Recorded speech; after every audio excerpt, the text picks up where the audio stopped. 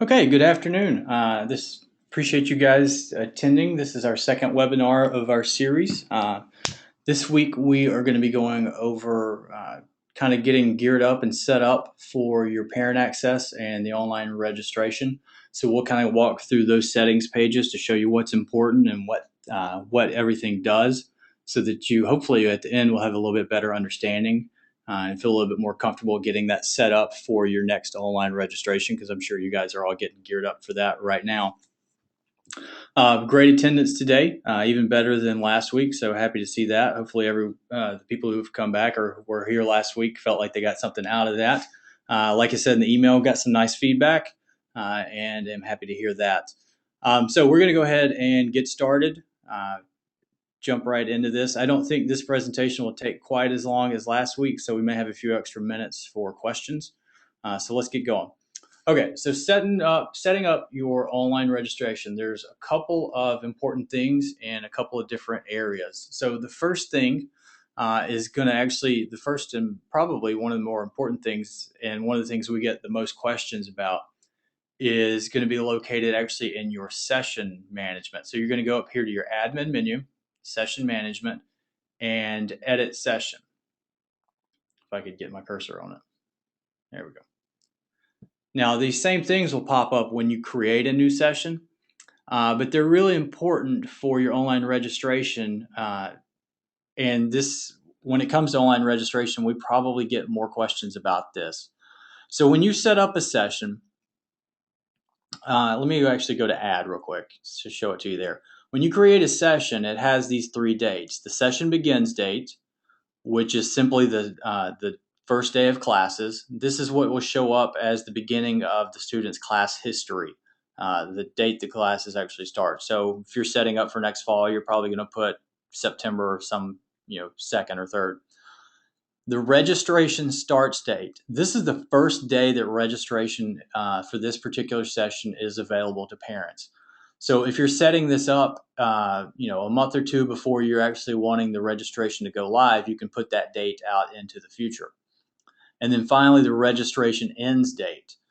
This is the last day that your parents will be able to register for those classes.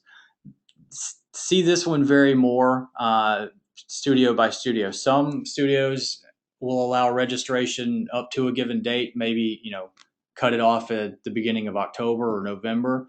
Some basically it's an open registration. They can register at any time they want. It's personal preference and how you guys run your business. So it doesn't matter. It's just you just need to make sure you have these set properly. If they're not set properly, like if you see these 2 dates, they're both today. If I were to create a session and get ready, and the day I'm ready for online registration, my parents are going to log in. They're going to click to register online, and they're going to get a message that says DanceWorks Studio is not allowing online registration at this time. And then we typically get a call from you guys in a panic, wondering what's going on. It's always the first thing I tell people to check, and 9 times out of 10, that resolves the situation. Should you find yourself in that situation, always check here. All you got to do is set the date, hit update. As soon as you hit update, it becomes available immediately. There's no waiting around. So you need to set these dates when you create a session, but if you find yourself needing to change them, you can go here to edit session and then just change them right here. You can change them at any time. So if you want to extend registration, or maybe things went great and you fill it up faster than you wanted and you want to pull it down, all you got to do is change the date. If you change the end date to yesterday, then it pulls it down immediately as soon as you hit update. So that is very important, and a lot of people miss that little step and don't really know what it's for. Okay, so now let's kind of jump into actually setting everything up and getting it the way you want it. So we're going to go back to admin. We're going to go to settings, and we're going to go to our customer access settings. This is where you control what the parents have access to, what they can and can't do with their parent portal. For some of you who are maybe newer and don't really understand everything that the parents are able to do, in the parents' account, they have the ability to view and edit all of their contact information. So if they have a phone number or an email address change, they actually could go in there and change that information themselves. They have the ability to update their own credit card information. So if they've lost a card or their card's expired, they've gotten a new one, they can change that information themselves. They obviously can view and pay their bill online if you allow them. They can obviously register for classes online as well as view the classes that they are enrolled in. And this customer access settings page is where you control all of that. You can take any of those functions away, or you can take them all away. It's strictly up to you guys. Now, if you look at this page, it's actually broken down into 3 pages. You have general settings, you have your create account settings, and then your existing account settings. And I'll get into those a little bit more in depth here in just a minute. But let's go over these general settings. So, top of this page, you have multiple links here. The top one is probably the one you're going to use most. You're going to want to take this link and actually attach it to your studio's website somewhere. This is where the parents will go to actually to access their account time and time again. The easiest way to think about it is kind of like your online banking. It's where they're going to come to log in and do whatever it is they need to do in their account. It's just a general page. It will allow them on that page to actually create, activate, or log into their own account. So you're going to want to take this.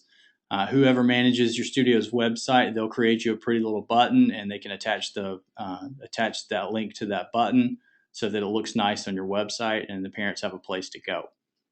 The other two is the new account, which is a specific link you might send to someone, or if you wanted to just have a specific place on your website for new people, that they would go to create an account themselves. So if they've never danced with you, maybe a friend referred to them, they could use that link to create an account from scratch. And then finally, existing account. This is where people would go to activate an account. Again, you can put that specifically on your website, or this one basically encompasses both of these. And then finally, you have a link to display your school class list. So if you just want a link on your website that has your list of available classes, you could attach this to the site. Again, this is also found on this general page. So it's kind of up to you. You could have multiple buttons on your website or just one all-encompassing link and button. Now, all right, so next we have the new account and activate account link text. Let me show you something real quick, and this may log me out, but I'm going to show it to you anyway. So we're going to look at that general login page real quick. Okay, so here's where you have a new account, existing account. Here's the class, the available class lists, and this is where parents would come and log in. And if they ever forget their password, they can use this also. The way these two links are worded, you can control. So if you don't like the way the links are worded and you want to put it in something that sounds a little bit more like your studio, you can change that. All you have to, and it's very simple. All you have to do is just retype whatever you want it to say right here. So for new people, for people who've been with you, whatever you want it to say. Very easy. All right, moving on. You also have a send account activation emails button.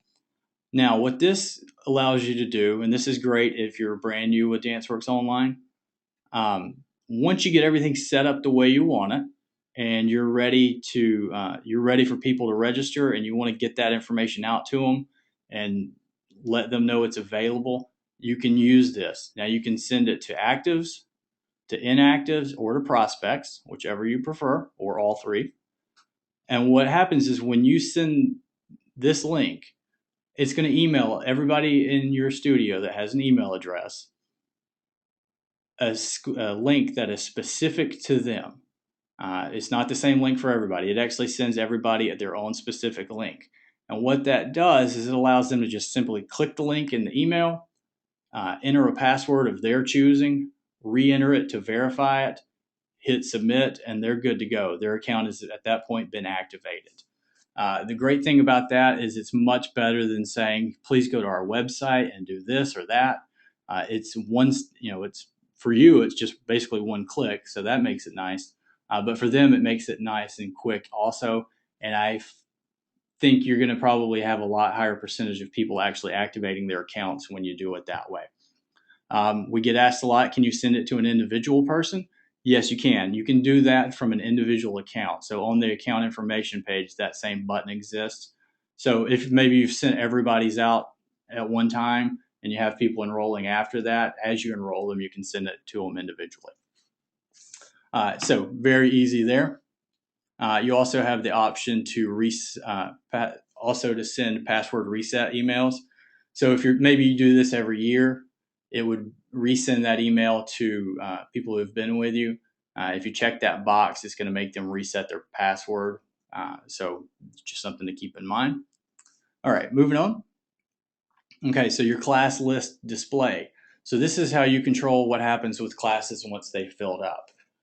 So as they're registering, if a class is full, you have three options. You can go ahead and allow them to display full classes, and go ahead and allow them to register for it. That would allow you to waitlist them or just tell them the class is full, however your studio handles that. It allows you to display the full class, but they won't be able to register for it. Or you can just pull the class down as soon as it fills up. So again, that's all your studio's preference. This is actually fairly new. So if you've been with us a while, we put this in probably in April or May. It tends to pop up more with summer camps because when you create a class list, if you're doing these camps that may be only a week long, the program doesn't understand that they're only a week long. It just sees that they are on the same days at the same time. And when the parents were registering, it was telling them that their classes conflicted and it wouldn't allow them to register for it. So because of that, we put this in. So if you check this box and they register for a class that conflicts with another, it'll warn them. It'll tell them that it conflicts and it'll tell them what it conflicts with, but it will allow them to go ahead and register for it. Probably won't see that quite as much in the fall, but certainly with those summer camps that everyone's doing now, saw that quite a bit. So that's an easy way to do away with that. So just keep that in mind. And you may want to take it off during the fall and put it back on during the summer. It's kind of up to you. Studio messages. So this, when the parent logs in, whatever you type here is going to appear basically as a header at the top of their login page. So if you got some kind of reminder you want everyone to know about, or just some sort of important message, something that's going on at the studio, you just type it there and that will appear at the top of their page when they log in. Now, again, that depends on them logging in. So if it's super important, I would probably email it to everyone or do both. But it is a nice little feature to let people know what's going on. And then one of the last couple things on this page, you have a registration confirmation text.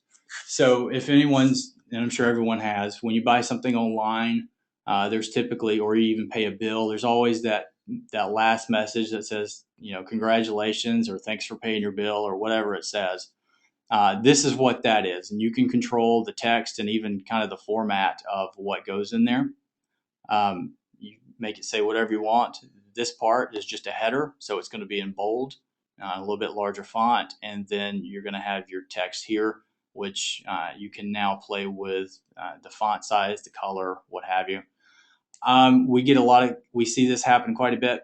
If you are copying out of Word, let's say you have something formatted in Word you want to use, and you just want to paste it in here, you can do that, but use this feature right here that says, it looks like a little clipboard with the Microsoft Word icon. It pastes it in a different coding format.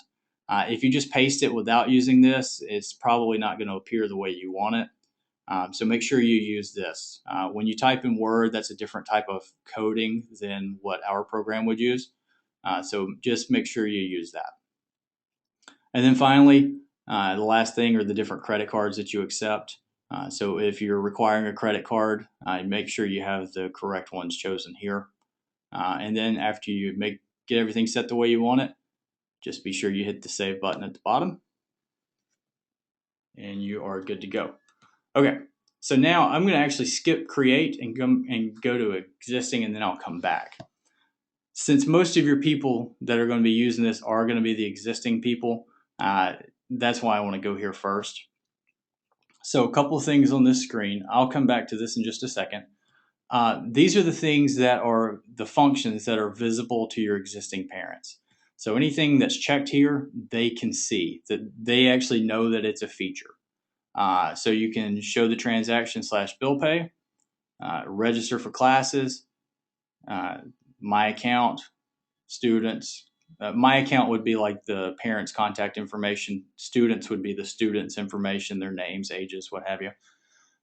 Classes, this is, they would be able to see the classes they're enrolled in, notes, policies, and the ability to add a student. So if you wanted to take any of those features away, let's say you didn't want them to see the notes, you just uncheck it. And if you uncheck it, they can't even tell that it's a function on the screen. They have no idea it was even there. Now, going back to this. So on existing accounts, as I said earlier, parents have the ability to edit their own contact information as well as their credit card information. Now, you may have pieces of information you don't want them to edit for some reason, like a name would probably be a good one. So anything on this screen that is green, it means that they can edit that item. So currently, this person could change their own name. Now, if it's yellow, it means that they're able to see that item, so they would be able to see their name, but they could not edit it. And then finally, if it's red, it means they have no idea that it's even there. It doesn't show up as a field on their screen. So, like I said, you might not want them to be able to edit their own name. So if you don't want that, you can just click on not visible. No, I'm sorry, excuse me. Keep it visible. You're going to say cannot edit. If you want them to be able to change it, all you got to do is hit can edit, and it'll go back to green, or cannot, and then they couldn't change it. So any of these fields that are important to you that you don't want them changing, make sure you set to cannot edit so that they're yellow.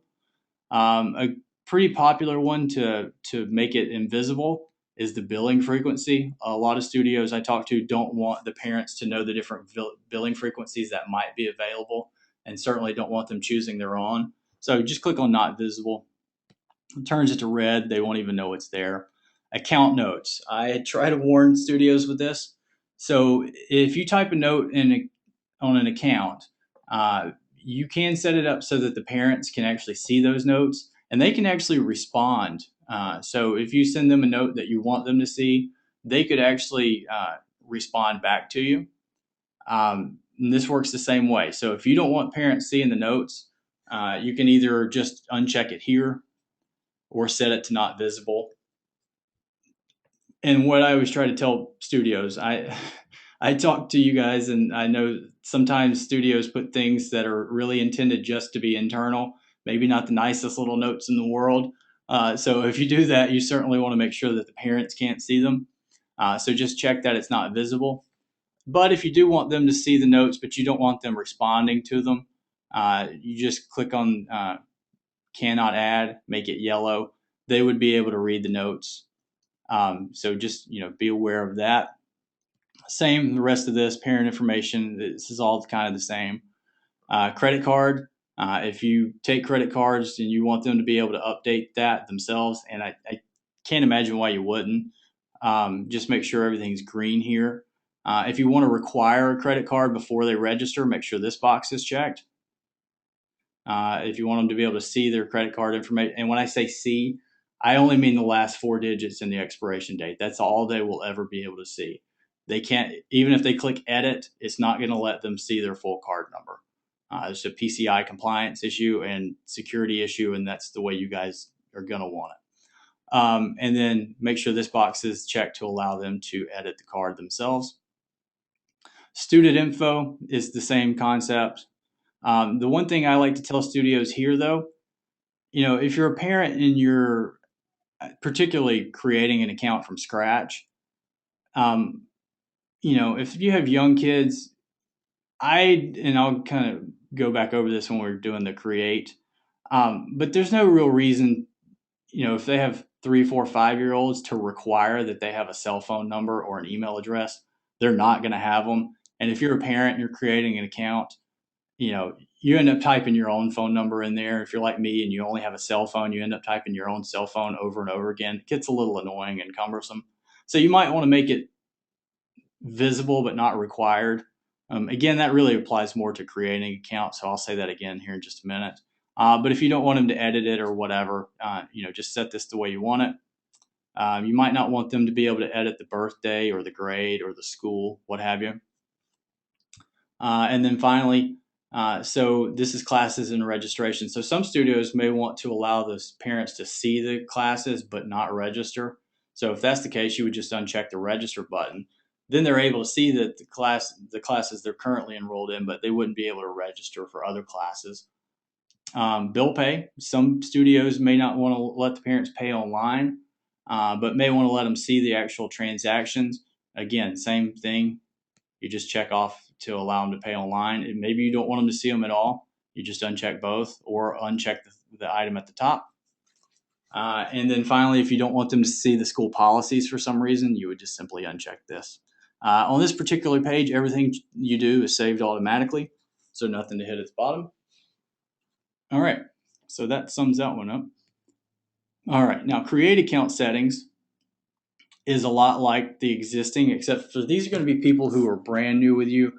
They've never danced. I think I said earlier, maybe a friend mentioned you. Maybe they found you on Facebook through an advertisement, whatever. They've found your website somehow and they decided they like you and they want to register. They want to create an account and register. This page, similar to the other, but a little bit different. Anything on this page that's green is required. It means that they have to fill it out before it will allow them to register for classes. If it's yellow, it means they can fill it out if they want to, but they don't have to. And then finally, if it's red, they won't even see it on the screen. So names, addresses, you're obviously going to want to be required. Email address is always required. Phone numbers, what have you. If you guys do advertisements and you use the source code, you might want to make this visible to them. I would even suggest making it required.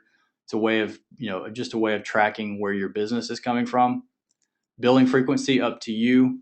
Most studios that I've talked to and see don't tend to let their parents choose that themselves, unless maybe you have one or two billing frequencies. Basically, if you do maybe either monthly or yearly, then you might let them choose. If you offer 3 or 4, then you might not want to let them choose it at all. Again, if you want them to be able to add a note to the school, this might be good on new people. Maybe they can tell you they might want to type in just a short message. Might be a good thing. Once they've created their account, they become existing. So once this account's created, they fall under those other settings anyway.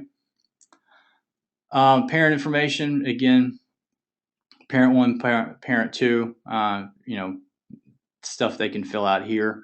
If you want to require at least one parent, just check that box. Now, obviously, probably 999 out of 1,000, parent 1 is going to be the same as the account, but there could be a situation where they're different. Emergency contact, if you want to require one, you can just check that box. And then whatever you want for them to put there. Credit card information, again, if you want to require it or allow them. So you might want to allow them but not require it. You would just uncheck the second box. That means they can put it in, but they don't have to. If this one's checked, then they obviously have to. And when something's required, it will not let them leave that screen until they put it in. So basically, they have to, when they're registering, it's just one long screen of information that they're filling in. It won't let them go to actually click on the register screen.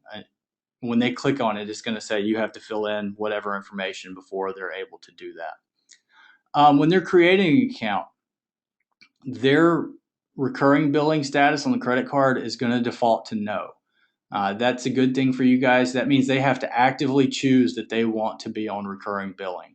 So they can't say, they can't come back and say, oh, I didn't know that you were automatically going to charge my card every month. They have to actually choose it.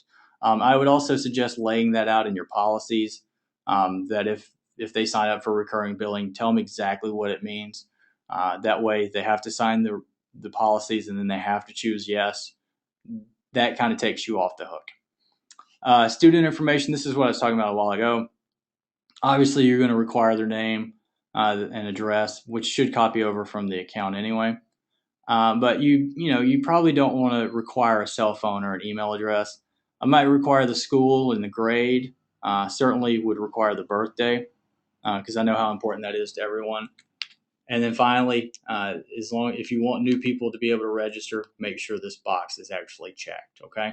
If you uncheck this, it will let them create an account, but it's not going to let them register.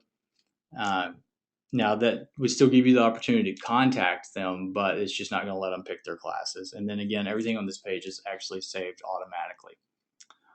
So that's pretty much it as far as the settings go. I know I kind of went through that quick, but most of it's kind of the same thing. We went over the policies a little bit last week, but let me go over it again for the people who may have not have been here. When you set up online registration, after a parent either creates an account or they activate their account, the first thing they're going to see are these policy pages. You have 4 fields, 4 large fields where you'll put the text of your policy. Each field has its own header. The text field's fairly unlimited, so you can put a lot of information in there. If you have it in a Word doc, you can just copy and paste it in there. Obviously, a lot of studios are going to have more than 4 policies, so you might want to kind of group them together in an order that makes sense. Maybe dress and attendance, or dress and dress and behavior stuff all together. Billing type stuff, maybe put it all together. And then finally, this last little box here, the agree to policies. So when they actually have to agree to this, they have to type in their name, and there's a box they have to check. Kind of back to my example earlier, we've all bought something online or done something online that makes you check a box and agree to a policy. You always see the text next to that box that says, I agree to the above policies, yada, yada, yada. That's what this is.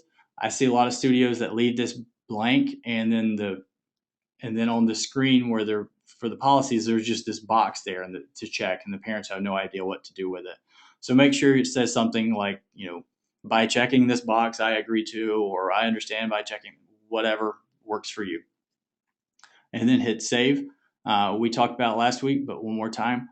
With the policies, there's 2 things you can do when you save them. When you hit save, it's going to give you these 2 options.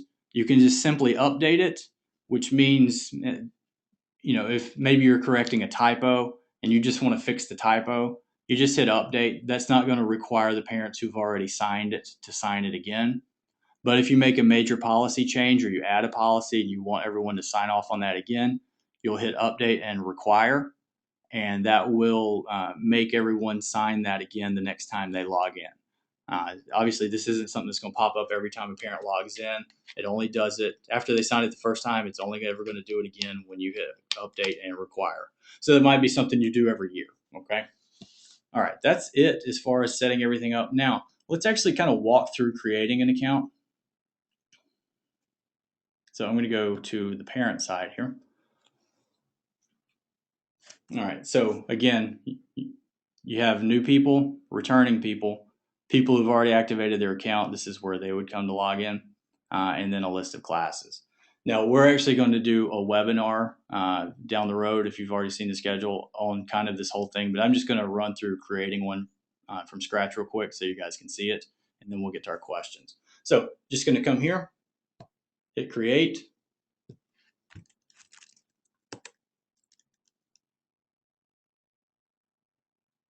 And all they have to do is put in their name and email address and a password. Let me think of a good name.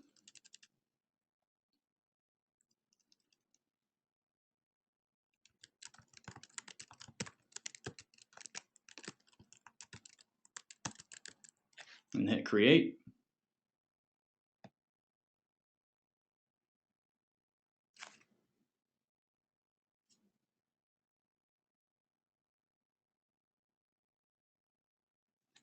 And it should be scanning to make sure that that email address doesn't already exist in the database. And in fact, the one I just used does. So let me try that again. That's why I had to think about it.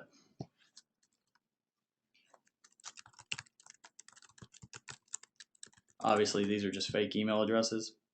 All right, here's our little test studios policies. Here's the name, so you have to type in your name. And here's the box I was talking about. So if you don't fill in that last little field, then there's nothing here, and it's just this box, and it doesn't look good. So make sure you put something there. Hit agree and continue. All right, so everything, as I said, that's in green is required. So on this one, I would have to fill in all this information. Chose how did they hear about, how I heard about the studio.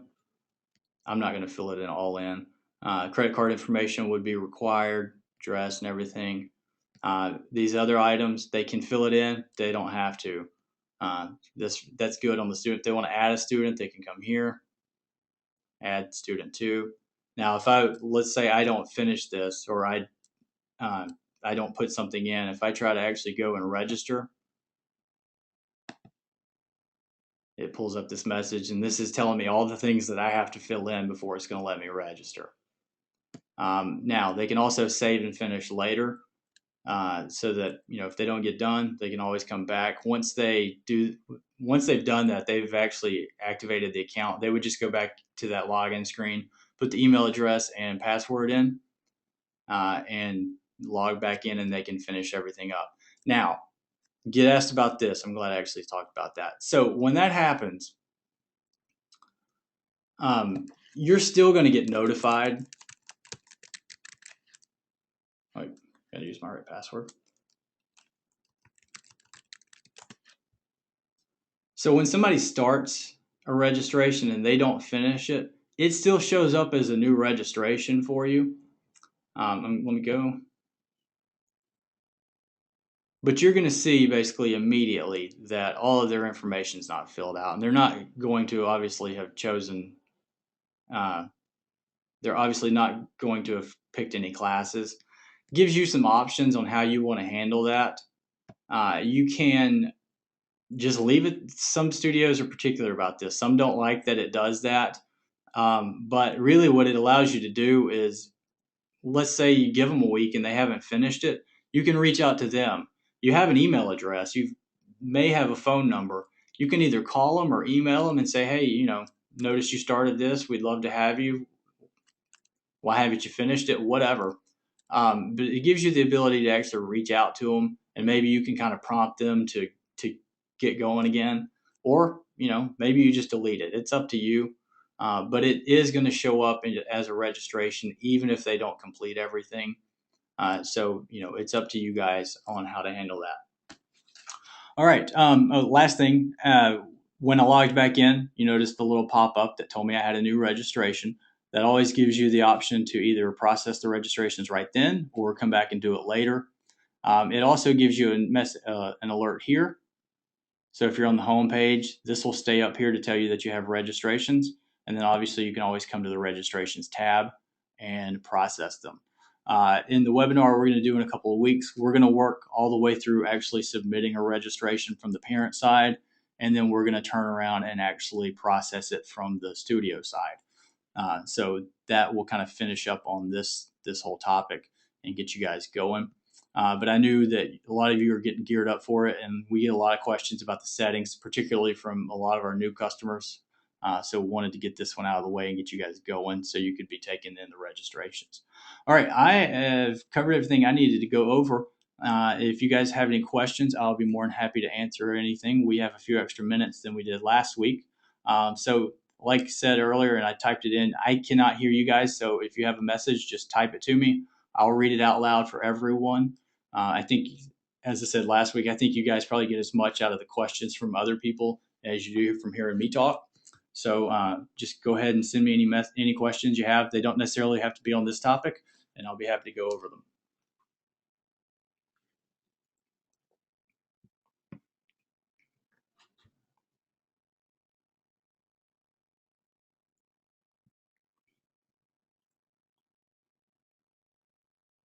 Good question. Great question, in fact. Someone asked if it's possible to exclude particular classes from the online registration, and it is. If you don't want an individual class to be included in the list, I think a lot of studios have the competition classes that aren't really open for everyone. All you have to do is go to that particular class on the class info page and just uncheck this box. Or I'm sorry, excuse me, check this box. You'll need to hit edit, check the box, and then hit update. And then that class will no longer be visible in the online registration. Or vice versa.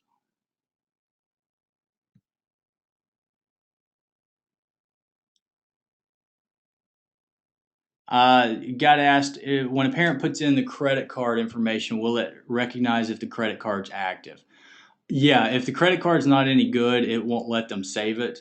We get a lot of calls, hey, my customers can't put in, they won't save their credit card.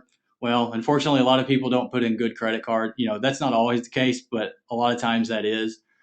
So it's not gonna run their card obviously for an amount, but it's gonna check to see if it's a valid card.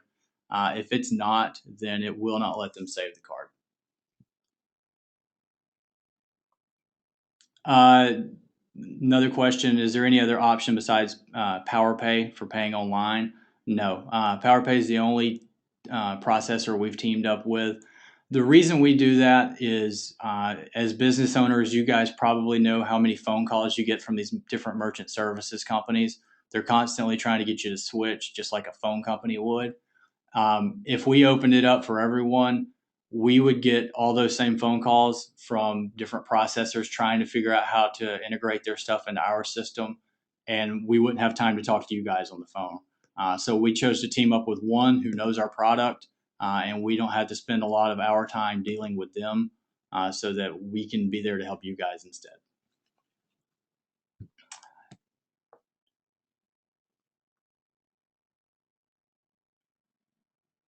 Another good question.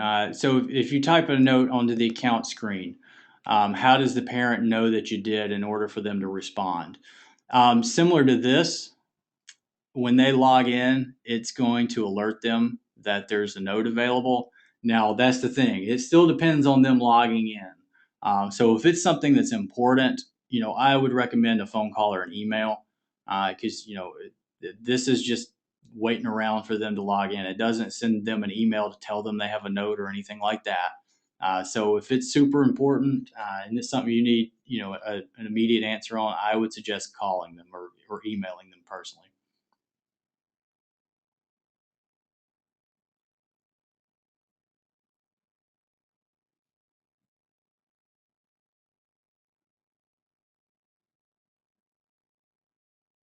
Jackie, I'm not quite following your question. Give us a call next week or shoot us a support ticket, and we'll see if we can't figure that out for you. I'm not quite sure I understand the question.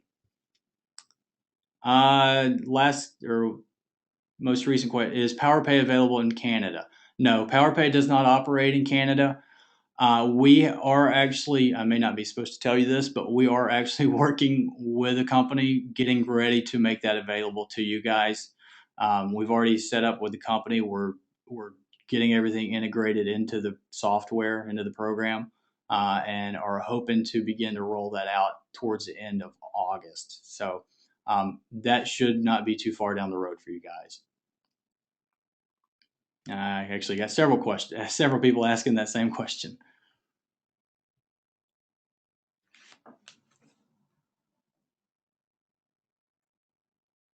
Uh, Question was, now that this person has started a new session, do they need to do anything else to start entering students into the classes? Once you create a session and people are enrolling them, you can go ahead and, or I'm sorry, people are registering, you can go ahead and start enrolling them immediately. There's no need to wait.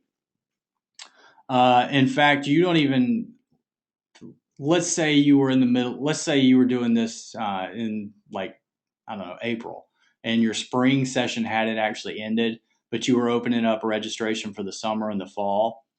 You can be processing those registrations and enrolling people without even actually switching the session in DanceWorks Online. You always have the session name down here, and actually we've recently added it at the top also. You don't have to go in and change sessions to do that. All you have to do is, let's say you're doing it from an individual student's page. You can just choose the session you want right here.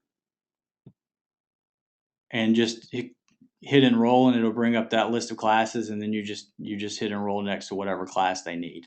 The only time that you need to specifically be in the session is when you're going to actually charge them tuition, because it's going to calculate their tuition amount off of from right here based on whichever session you're currently logged in. So if you're trying to, I don't think many studios do this, but if you were, say, trying to bill them for September tuition in like May or June, you got to be sure you switch into that next session, into that future session before you do it, or it's going to use whatever their amount for that one you're currently in. So that's the only thing you got to be aware of there. All right, guys, we got a few more minutes. A lot of good questions today. Anybody else have anything? Give you just a minute here.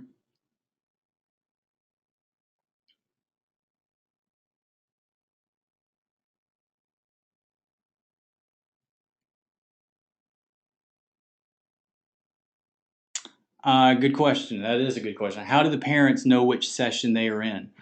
Just like you guys have these drop downs. Let me go to the classes page here. Just like you guys have the drop downs here, the parents are going to have the same thing. So I tell you what, let me show you. I'll show you from that available classes link. So they're going to have these same drop downs. So when they go to register, let's say you're letting them register for summer and for fall, they would have these same two. Now they're only going to see the ones that are available. So that's why those dates we talked about at the beginning were important. Only whichever session that you're in the middle of those two dates are going to be what's available to them. So right now, this person could register for 2013-14, and they can just choose. So some of you guys have multiple locations, but are running it out of one DanceWorks account, which in some situations is okay. But that's where it's important, where the session name becomes important. If you have maybe multiple locations with different class lists, when you create that session name, you're going to want to be sure you put which location it is. So, now the session names do become a little bit more important. You want to make sure that it's something that the parents are going to understand when they're registering. The school year 2013-14, that's pretty obvious. I think most people get that. Honestly, most of the ones I see are never a problem.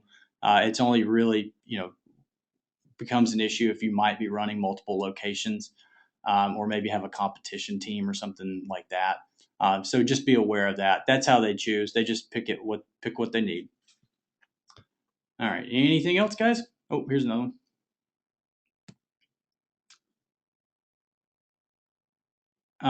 Someone asked, "Does a credit balance automatically carry forward?" I think what you mean is between sessions. If I'm following that question correctly, then absolutely. Unlike the desktop program, the online program, the sessions actually share all of the same account information. So you might have 5 sessions, but you only have one master list of accounts and students. And included in the account are obviously the transactions.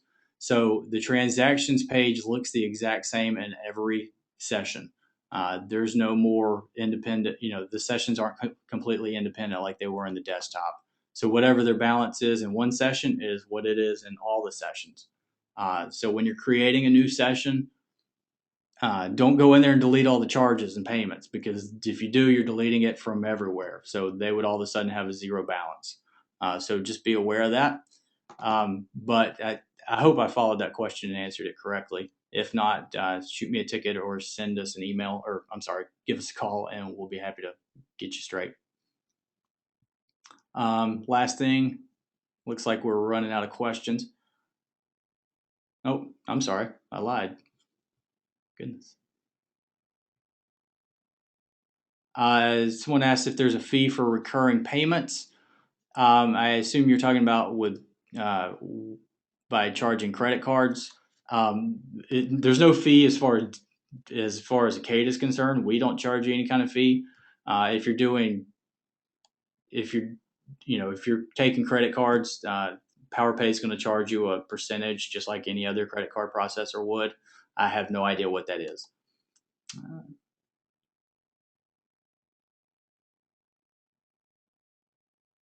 Someone asked if we suggest that you mark everyone inactive so that when they're going to register for a new year, um, honestly, the parents have no idea what the status is. They're able to log in and register no matter what status they're in.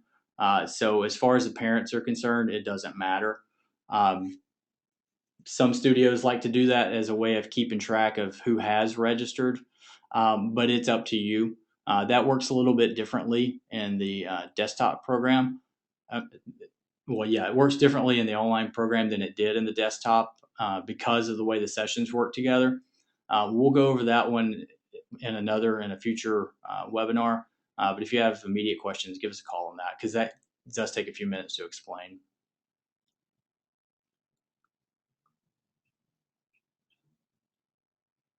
Um, Someone asked if there's a way to block previous session transactions and just allow the present session.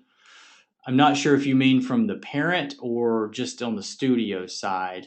If you're talking about on the parent, it only shows them actual transactions that haven't been paid yet. Once they pay it, it doesn't show up on their account on their parent side any longer. It's not like the parent side. It's not like an actual statement or anything. So I don't know if that answered the question. You can delete previous transactions if that's what you want to do. The program will let you delete transactions prior to a specific date. So if they were all paid, then yeah, you could. And you can hide specific types of payment. Like, let's say you've charged them something that you don't want them to pay online for some reason. You're able to set whatever type of charge that is and not allow it to be paid online. Not sure I fully answered that, but hopefully I did. Yes. Okay. So someone asked if there's a way to make an old session into an archive file so that, well, the question says so that they can't see it. I assume you're talking about the parents. Once that, uh, once that registration end date happens, so let's say I say registration ends on October 1st. On October 2nd, that goes away and they aren't able to see it. They're only able to see the class lists uh, that are in those active registration windows. So, like I said, once that registration end date happens, uh, come October 2nd, that class list goes away. They don't see it any longer.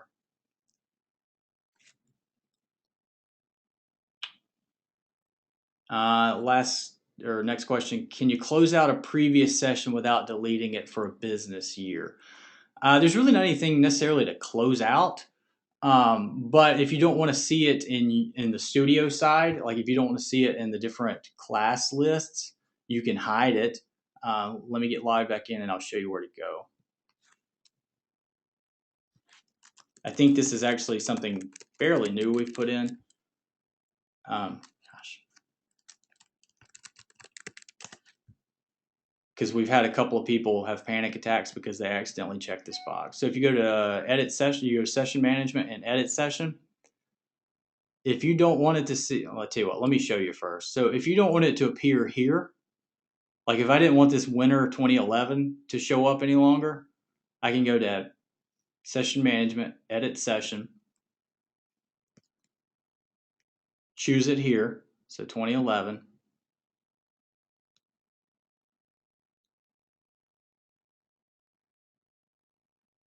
And then just uncheck this box. So if I uncheck this display in session list box, it goes away. So now if I go back, it's gone. Okay. Um, like I said, there's not really anything necessarily to close out as far as the session goes, other than well, one other thing that you may want to do. So let's say summer comes to an end. You have a summer session and it ends, and you're officially switching over to the fall. When you go to switch session, this may be the one thing that you want to do. So let's say it was fall 2012 and I'm switching into summer 2013. What you may want to do is to check this box, enter class history end date, and put whatever day the class is ended on. That shows up in the student's class history as the last day of this class. That may be the only other thing you want to do.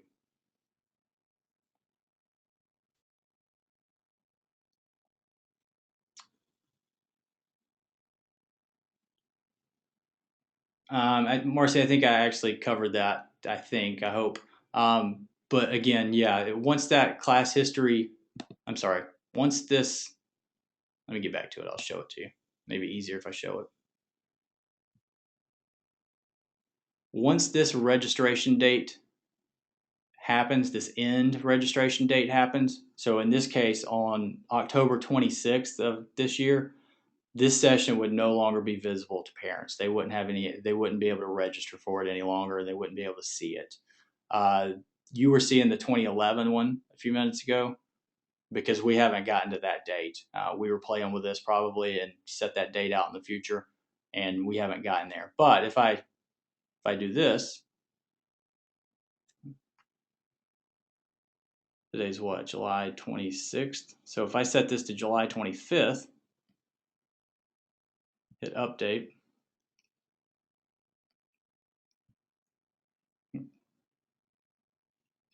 go to my parent page, click on available classes,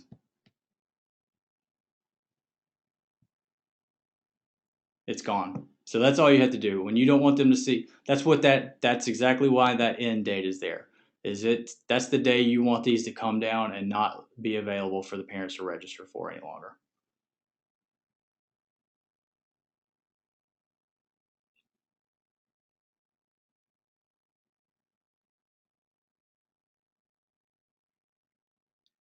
No, it's not possible to separate transactions from year to year.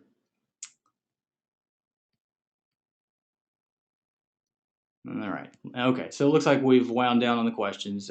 Give you guys one more minute to see if there's any others.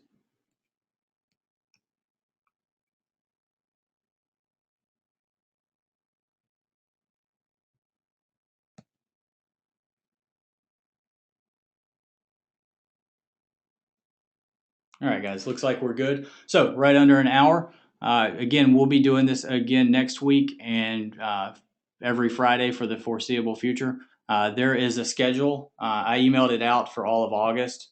But if you guys forget, you can either go to our Facebook page and find them there, or you can go to our website and go to DanceWorks Online webinars, and the schedule that we have so far is listed right here. All you got to do is click there and it'll let you sign up. I already saw a handful of people have started signing up for all of them in August. Excited to see that. Got the one for September 6th up as well. So we'll just keep going from there. Appreciate everybody coming out or attending, and we will talk to you guys next week. Thank you.